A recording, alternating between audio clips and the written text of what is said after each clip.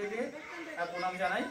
আজকে মূলত আপনাদের সামনে আমরা যে জন্য এসেছি, এটি মূলত একটা ধর্মীয় যেহেতু মন্দির, আমরা আসলে কোনো রাজনৈতিক আলোচনার জন্য আজকে এখানে আসিনি।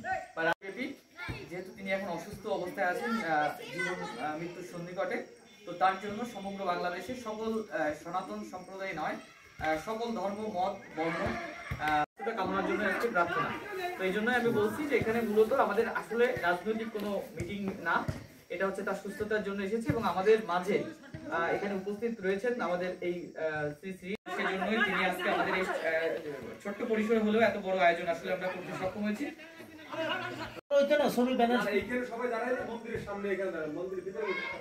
আচ্ছা দেখছি। তো সেজন্যই মূলত আসা। আমাদের সাথে রয়েছেন হিন্দু বৌদ্ধ কল্যাণ ফ্রন্টের কোচি উপজেলা শাখার সাধারণ সম্পাদক পার্থ হালদার, পাশাপাশি হিন্দু বৌদ্ধ আপনাদের সনাতন সম্প্রদায়ের মানুষ রয়েছেন এবং আমাদের এখানে যিনি ধর্ম রয়েছেন, সবাইকে আমার পক্ষ থেকে আবারও প্রণাম জানাচ্ছি। এবং সেজন্যই মূলত আপনাদের কাছে আসা। এবং ভবিষ্যতে আজকে শুধু যে প্রার্থনার মধ্যে সীমাবদ্ধ রাখছি না, ভবিষ্যতে আপনাদের সুখে দুঃখে আগামীতে যাতে আমরা আমাদের কাছে থাকা, তো সেই জন্যই আমরা আসলে ওইভাবে হয়ে উঠছে না। তবে আমরা পর্যায়ক্রমে এখন আমরা সব জায়গায় যাবো এবং আমাদের আপনারা যদি কখনো কোনো ধরনের সমস্যা পড়েন আমাদের কাছে আসবেন। কার্তিক দা, তাকে আমি একটু সবিনয় দুটি কথা বলার জন্য আজকে এই আমি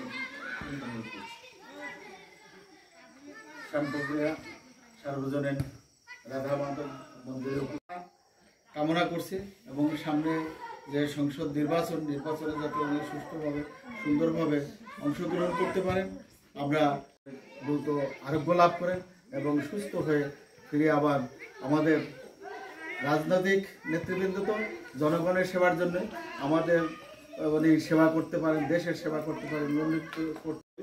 এই আপনারা সুযোগ্য নেতৃবৃন্দ আছেন।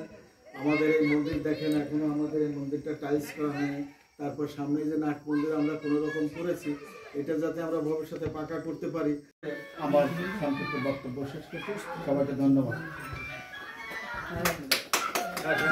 আমাদের আসলে সুযোগ করে দিয়েছেন, আপনারা সবাই ভালো আছেন না?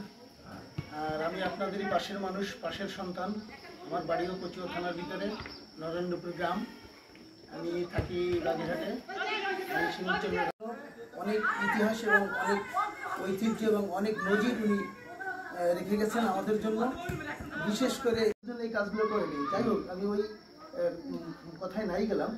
সেক্ষেত্রে উনি দীর্ঘদিন যাবত অসুস্থ, ঢাকায় করতেছে। সাথে সাথে আপনাদের এলাকা থেকে পার্থ আছে, পার্থ যদিও ওইভাবে আসলে পার্টি কিনে যায় না, তবে পার্থ জানাই আমাদের খবর দেওয়ার চেষ্টা করবে। আমি চেষ্টা করবো আপনাদেরকে।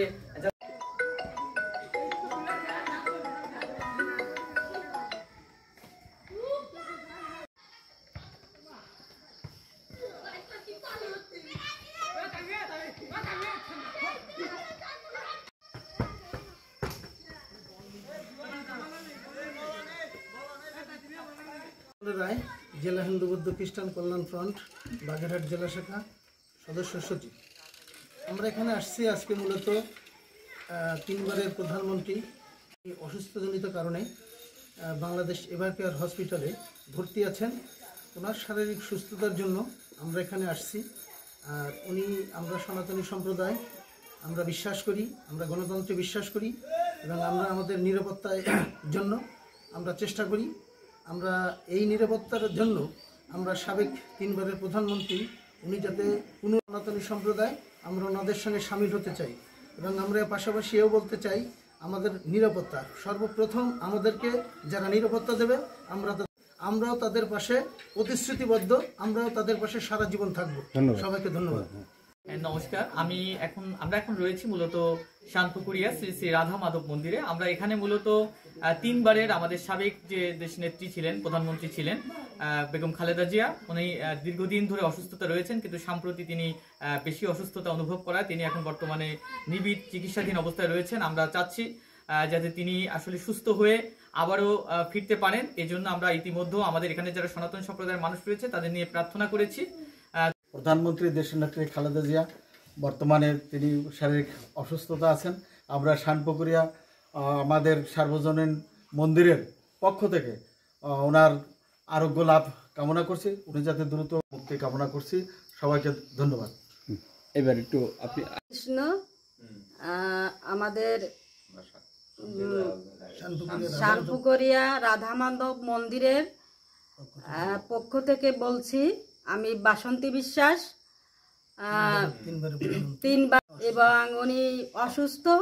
ওনার অসুস্থতার জন্য আমরা প্রার্থনা করছি এবং উনি যাতে তাড়াতাড়ি সুস্থ হয়ে ওঠেন এবং রোগ মুক্তি হন এবং আমাদের মধ্যে ফিরে আসেন এবং আগামী নির্বাচনে উনি যাতে প্রধানমন্ত্রী হতে পারেন তার জন্য আমরা ভগবান শ্রীকৃষ্ণের কাছে প্রার্থনা করছি।